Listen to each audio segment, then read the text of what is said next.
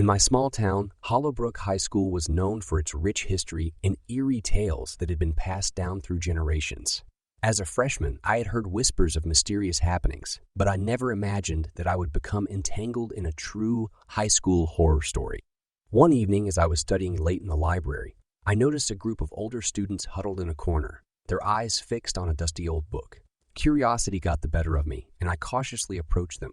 "What's going on?" I asked, trying not to sound too intrusive. One of the seniors, Jenna, looked up and grinned mischievously. "We found this old book filled with legends and ghost stories about the school. Want to hear one?" Despite my initial apprehension, I couldn't resist the allure of a good ghost story. Jenna began to recount the tale of the lost girl of Hollowbrook. Decades ago, there was a tragic incident at the school. A young girl named Emily had vanished without a trace, leaving behind a trail of unanswered questions. Some claimed she had been the victim of foul play, while others believed she had run away. To this day, her fate remains a mystery. Legend had it that Emily's restless spirit still roamed the school, seeking solace and closure.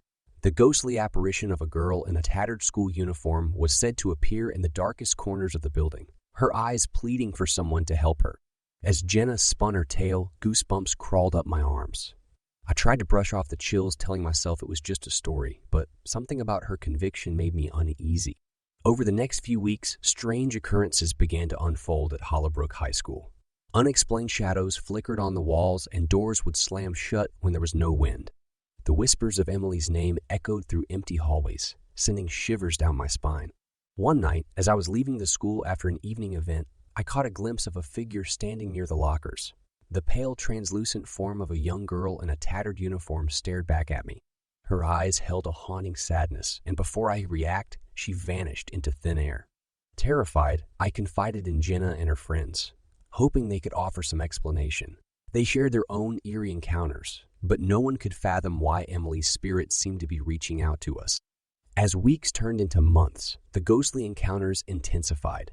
My classmates and I would often hear the faint sound of laughter echoing through empty classrooms, and the temperature in certain areas of the school would inexplicably drop, leaving us chilled to the bone. As the rumors of our haunting experiences spread, teachers and administrators dismissed them as mere pranks or overactive imaginations. But those of us who had witnessed the supernatural firsthand knew better. One day, Jenna approached me with a desperate look in her eyes. "We have to put Emily to rest," she said, her voice trembling.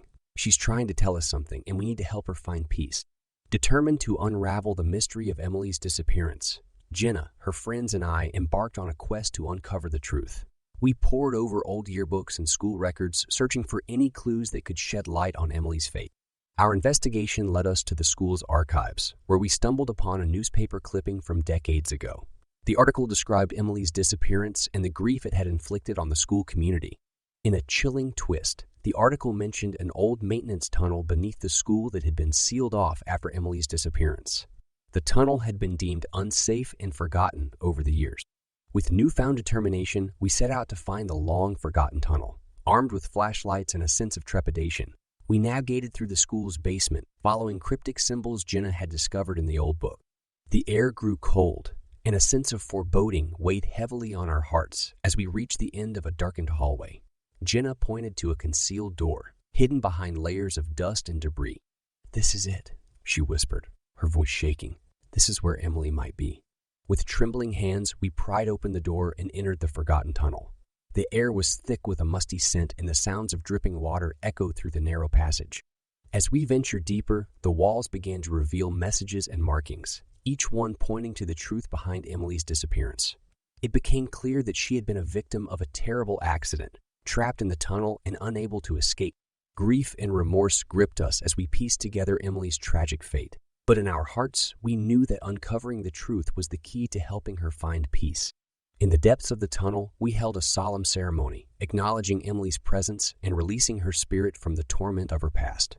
The air seemed to grow lighter, and a warm breeze replaced the cold chill that had lingered. In that moment, we felt a sense of closure, a connection to the past that had bound us to Emily's restless spirit. As we emerged from the forgotten tunnel, we knew that we had put to rest the ghostly presence that had haunted our high school. The rumors of the haunting at Hollowbrook High School eventually faded, replaced by the whispers of our bravery and determination to help a lost soul find peace. We had faced the unknown and emerged stronger, forever connected by the shared experience of a true high school horror story that would stay with us for a lifetime.